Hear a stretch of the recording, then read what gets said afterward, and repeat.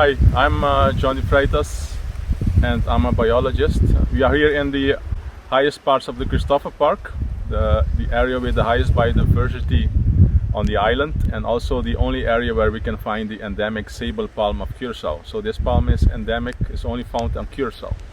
I want to tell you about a survey we of Karmavi did in 2018. We compared the results with another survey, the only other survey that was done in 1978, so 40 years earlier.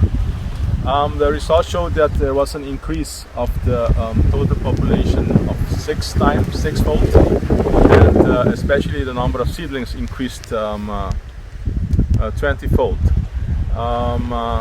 So you can ask yourself what was the cause of this increase of the total population and also of the different categories that we used.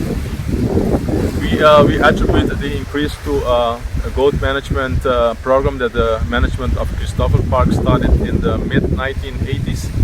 It showed that in 1978 the number of feral goats walking and also foraging in the Christopher Park and around the direct surroundings of the park was at least 3,000 animals. And in the course of time those numbers were reduced very strongly.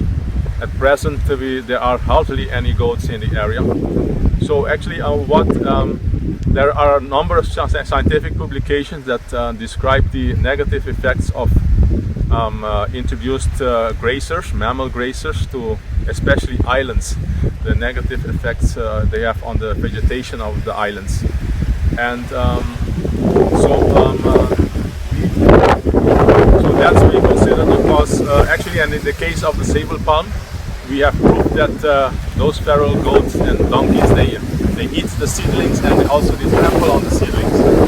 We are glad that we have shown that it's possible to increase population of in the wild of a threatened palm, and we hope that this will serve as motivation, inspiration, and also example for the management and conservation of other threatened palm species in the world. I thank you.